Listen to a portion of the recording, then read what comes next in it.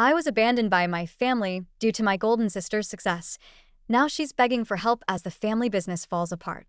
Hello, Reddit. 32F. Never imagined that I would be sharing my story online, but here I am. My life was completely upended in a way I never anticipated. I was expelled from the house by my parents. And why? Because I managed to pay for my MBA without their invaluable assistance, and my sister, 36F, the golden child, couldn't tolerate it. Although it's a lengthy tale, I need to share it, and perhaps you guys might provide some guidance or simply a virtual shoulder to weep on. Allow me to illustrate the dynamics of my family for you. I've always been the underdog, the last in line, and the one who never quite fit in. It was obvious from the beginning that my sister was the favorite. Growing up in a suburban community just outside of Chicago, my folks would hold a parade if she received an A. Meanwhile, if I received an A, the response was, "Oh, cool, what's for dinner?" You understand. Sarah, my sister, was always the center of attention. She seemed to excel at everything without really trying. She was more attractive and gregarious. In school plays, she took the lead. Captain of the sports team? Naturally. Grades? Perfect scores. I, on the other hand, was the awkward, bookish kid who didn't want to be in the spotlight and would rather sit in my room coding. My parents were enamored with Sarah as if she were a prodigy. When Sarah enrolled in a prestigious business school, they covered everything, including her tuition, fashionable clothes, her apartment in a fancy area of town, and even her excursions to Cancun over spring break. They would boast to anyone who would listen about their successful daughter because they were so proud of her. I, meanwhile, kept my head down and assumed I would have to handle things on my own. Despite taking out loans and working part-time jobs during my time in college, I was still able to graduate with honors in computer science. Was there a celebration for me? No. My mother just said, "Dear, that's nice. Have you looked at the pictures from Sarah's graduation? Wasn't she beautiful?" In the present, I've spent the last few years managing projects for a digital company. Although it pays the bills and is a fine job, I'm looking for more. One day, I hope to launch my own business, rise in my career, or even get into top management. I therefore made the decision to apply to a respectable university's MBA program. The catch? The cost of tuition is extremely high, 6 figures, to be exact. I hoped that my parents might lend me some support. After all, they funded Sarah's entire schooling, right? After a family supper one evening, I sat them down. To my astonishment, the topic of conversation revolved around Sarah's most recent achievement at the family restaurant. I outlined my strategy, gave them an overview of the school, described how it would advance my career, and then tactfully brought up the topic of tuition. The expressions on their faces made it seem as though I had asked them to sell their kidneys or something. They informed me outright that they couldn't pay my tuition, which is fine. I understand that MBAs are costly. But the fact that they refused to even co-sign a loan was what really infuriated me. I only wanted their assistance so I wouldn't be drowning in debt for the rest of my life, not to pay for everything. Their logic? We've already covered Sarah's tuition. Now is the time to consider our future. The worst part? They also intended to grow the family restaurant. It seemed like they were investing all of their savings in that. What I was hearing was unbelievable. So, you could afford Sarah's entire education, but you can't even co-sign a loan for me? Trying to speak steadily, I asked, "Well, honey, Sarah's education was an investment in the family business," my mother boldly said. "You have an MBA, that's only for you, isn't it?" Only for me. As if I weren't related to them. As if they didn't care about my success. I was at a loss. My parents seemed to be putting unnecessary barriers in my path. When it came to me, they had to be prudent and frugal. But they had no trouble spending a lot of money on Sarah. I had no choice but to ask my Aunt Margaret. Now, let me tell you that my dad's older sister, Aunt Margaret, is quite different from my parents. To be honest, she is far more successful than both of them and works as a neurosurgeon. She has always been nice to me, though, and she's also quite grounded. There was always this strange tension between her and my parents. At family get-togethers, they would pretend to be courteous, but I could tell they were resentful of her success in comparison to their own. In particular, my dad detested feeling like he was overshadowed by her. When I was younger, I overheard arguments in which my dad accused Aunt Margaret of being conceited and defaming him. At first, I wasn't particularly interested in involving her, but I was desperate. One day, I contacted her to see whether she would be able to assist me with the tuition. I described the circumstances, my parents' refusal to assist, and the significance of this MBA to me. Aunt Margaret made no hesitation at all. "Of course, I'll help," she said. "Why didn't you approach me earlier? It would be an honor for me to invest in your future because I've always believed you have a lot of promise." I felt so grateful, but I was also afraid my dad would find out. He would go crazy if he found out that I had approached his sister behind his back to request money. In order to keep it a secret, I pleaded with Aunt Margaret, recognizing the complicated family dynamics at work. She agreed. After that, everything was well for a time. Since my tuition was paid for and I was preparing to begin my MBA school, I assumed I was safe. I felt both anxious and optimistic about the future. I felt like I was winning for once. But Sarah made the decision to wreck everything. At this point, I'm still not sure how she learned that I had asked Aunt Margaret for assistance. Perhaps she snooped through my emails when I wasn't looking, or perhaps she overheard a call. However, she did discover it. As the golden child that she is, she was unable to ignore it. She had to make it into a large theatrical spectacle. After a long day at work, I was thrilled to share some news about my impending MBA orientation when I got home one evening. However, I could sense a problem as soon as I entered the room. The home was eerily silent, and the air felt heavy with tension. My heart sank as I walked into the living room. Everything I owned, including my books, clothes, and even my bedding, was packed into boxes. It felt as though the house itself was erasing me. Sarah stood off to the side with a smug, self-satisfied expression on her face while my parents were seated on the couch, their emotions a mixture of disappointment and rage. It felt like I had walked into some kind of perverse intervention. My father wasted no time. "Explain this," he demanded, tossing a pile of papers at me. I picked up the papers with trembling hands, not understanding what he was talking about. Then it hit me. Sarah had completely lost her mind. She had created fictitious emails between Aunt Margaret and me, giving the impression that I was betraying the family. The emails seemed to suggest that I had shared the family restaurant's trade secrets, recipes, supplier details, and even financial information in return for Aunt Margaret covering my tuition. It was a ridiculous accusation. I didn't even have access to most of this information. But Sarah did.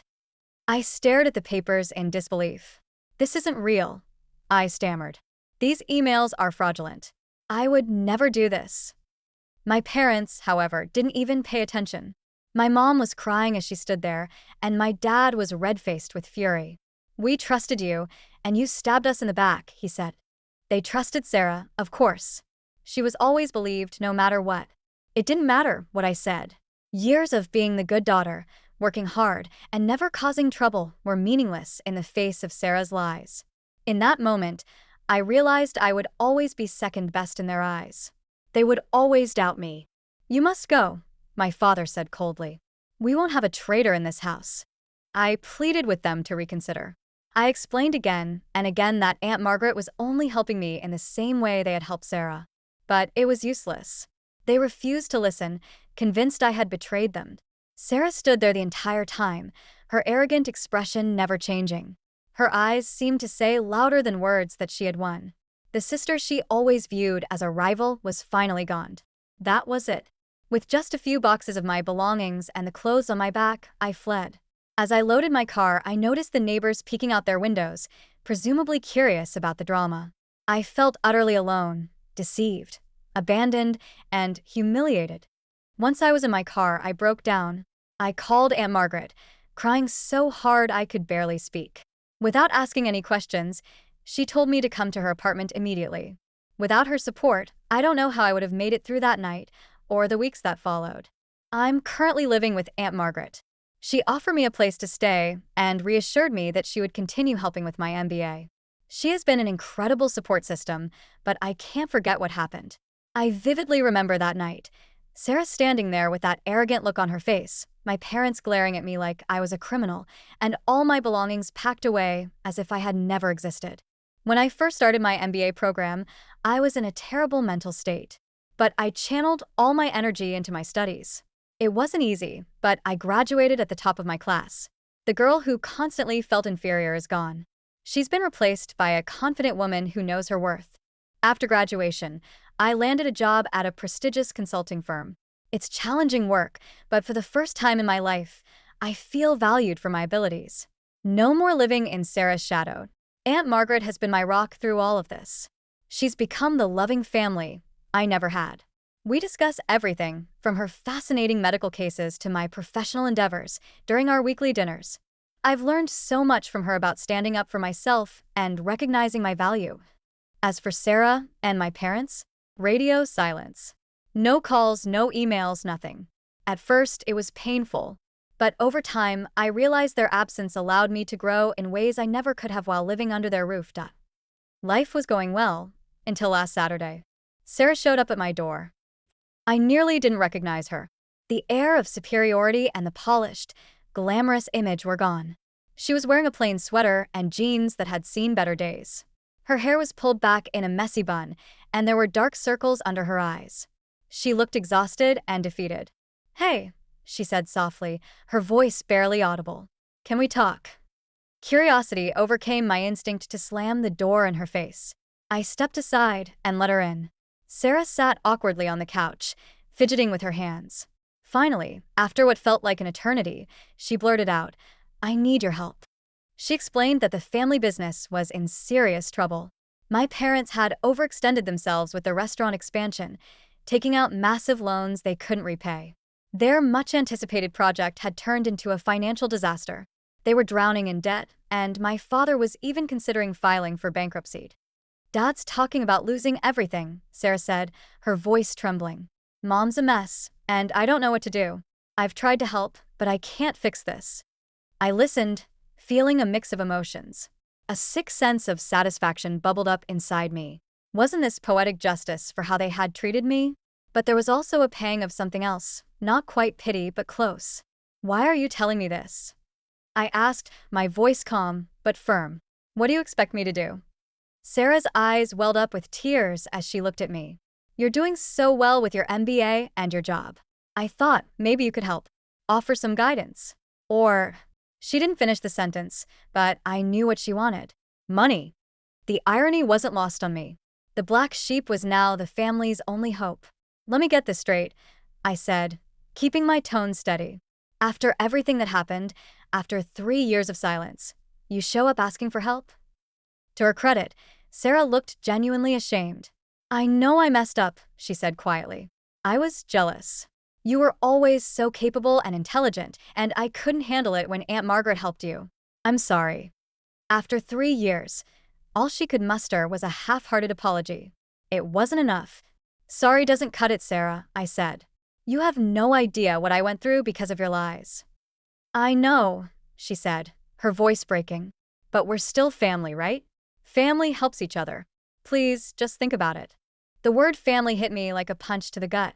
After everything that had transpired, could we still call ourselves family? I told Sarah I needed time to think. She left her phone number and walked out, looking defeated. On one hand, I've worked so hard to build this new life for myself. The family drama, the constant comparisons, the feelings of inadequacy, they're finally behind me. Do I really want to dive back into that toxic environment? But on the other hand, a small part of me still cares. When I think about my parents losing everything, I feel something. Not quite pity, but not indifference either. Maybe this is my chance to show them what they lost when they threw me out. Maybe I could prove that I'm not the failure they always thought I was. But would it be worth it? After the way they treated me, do I owe them anything? And even if I helped, would it really change anything? Or would I always be the second-best daughter, no matter what? I've been replaying Sarah's words over and over in my mind. Was her apology genuine, or just another manipulation? Aunt Margaret, as always, has been my voice of reason. She said, "Sometimes helping others means sacrificing yourself. Make sure you're not setting yourself on fire to keep them warm." I've also considered the financial risks. While I'm doing well now, I'm not exactly rolling in money. Helping them might jeopardize my future ambitions. Yet, part of me wonders if offering them assistance could lead to a healthier relationship. Could this be an opportunity to rebuild things on equal footing? One thing is certain, whatever I decide, it will be on my terms. I'm not the insecure, scared girl I used to be. No matter what happens with my family, I'll remain a strong, accomplished woman who knows her worth. Reddit, I need your advice. Should I prioritize my own well-being and let my family deal with the fallout of their decisions? Or should I step up, offer help, and risk getting hurt again? A week after Sarah's visit, my parents showed up at my workplace. Yes, you read that correctly, my office. Somehow, they figured out where I worked and just showed up in the lobby one afternoon. Talk about a shock to the system. My assistant buzzed me while I was in the middle of a meeting to let me know that two people were requesting to see me. My heart nearly stopped when she told me who they were. Feeling like I was walking to my own execution, I excused myself and went to the lobby. There they were, looking older and more worn out than I remembered. My dad's shoulders were hunched, and my mom's hair had turned completely gray. The weight of 3 years of silence hung between us as we stared at each other. Finally, my dad spoke. "We need to talk," he said in a gruff but diminished voice. I took them to a nearby coffee shop, not wanting to have this conversation at work. We sat in awkward silence for a while, each of us nursing our drinks. Determined not to make it easy for them, I waited for them to speak first. My mom was the first to break. "We were wrong," she said, her voice shaky. "We should never have expelled you. We should have listened. We're sorry." For 3 years, I had dreamed of this moment. But now that it was happening, I felt nothing. No relief, no joy, not even anger. Just a hollow emptiness. My dad added, "You should come home. We can get through this difficult time as a family." I took a sip of my coffee to buy myself some time. "Why now?" I finally asked. "Why, after 3 years of silence?" They exchanged a look, and I realized there was more to the story. After a long pause, my dad finally began explaining. The family restaurant wasn't just struggling financially, it was on the verge of collapse. Their ambitious expansion plans had failed spectacularly, leaving them drowning in debt. But that wasn't the worst of it. To keep the business afloat, they had cut corners and violated regulations, things like health code infractions, unpaid taxes, and dubious supplier contracts. Now, they weren't just facing bankruptcy, but possible criminal charges as well. "We need your help," my dad said, his voice barely above a whisper. "Your knowledge, your connections. You could save us." I sat there, stunned. My parents, who had dismissed me as a traitor and thrown me out, now saw me as their only hope. The irony was almost too much to bear. "Let me get this straight," I said, struggling to keep my composure. "You kicked me out, believed the worst of me without proof, didn't speak to me for 3 years, and now you want me to bail you out of your illegal activities?" My mom reached across the table, trying to grasp my hand. I pulled back. Tears filled her eyes as she pleaded, "We know we don't deserve your help, but we're still family. Please, we're desperate." That word again, asterisk family star. But as I looked at them, I realized they no longer felt like my family. Aunt Margaret had been my true family. My colleagues, my friends, they respected me for who I was. These two people, sitting across from me, were strangers who had discarded me when I needed them most. I took a deep breath. "I'm sorry," I said, surprised at how calm I felt. "But I can't help you. What you're asking for isn't just money. You're asking me to sacrifice everything I've worked so hard to build. My job, my principles. Entitledpeople." Their shocked expressions would have been almost comical if the situation weren't so serious. They clearly hadn't expected me to refuse. "After everything we've done for you?" My dad snapped, anger flashing in his eyes. I couldn't hold back anymore. "What have you done for me?" I demanded. "You mean refusing to support my education while funding Sarah's every whim? Believing her lies and throwing me out without even hearing my side? Favoring her my entire life? What exactly have you done for me?" My mom started crying openly. "Please," she sobbed. "We'll lose everything." For a moment, I felt a pang of guilt. But then I thought about the past 3 years, the pain, the struggle, the growth. I had built my life from scratch without their support. I stood up and said, "I'm sorry you're in this situation, but these are the consequences of your own actions. I can't save you." As I turned to leave, my dad shouted after me, "You'll regret this. Is this what you want? To see us ruined?" I stopped and looked back. "What I want," I said firmly, "is for you to take responsibility for your actions. What I really want is to be free of your drama and manipulation." And with that, I walked out, leaving them behind. But the story doesn't end there. The confrontation weighed heavily on my mind in the days that followed. I couldn't shake the feeling that just walking away wasn't enough.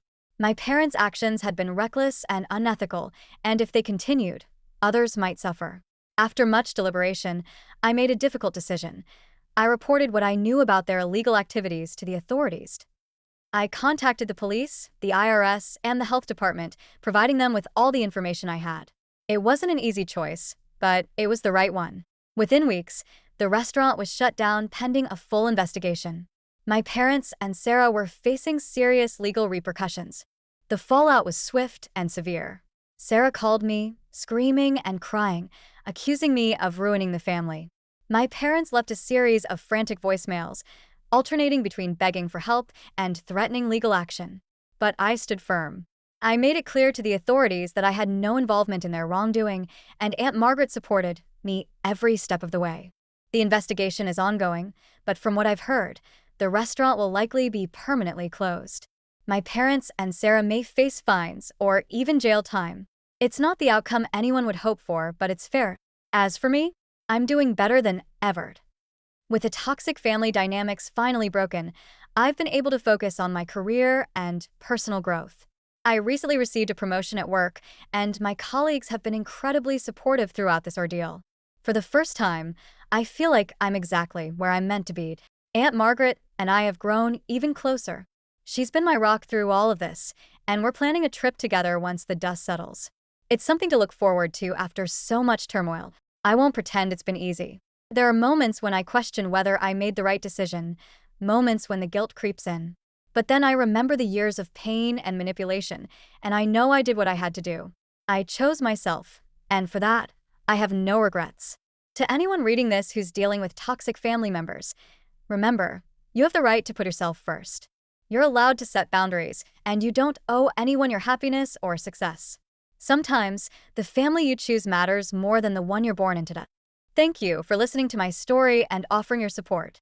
It's meant more to me than I can put into words. Cheers to fresh starts and making our own happiness.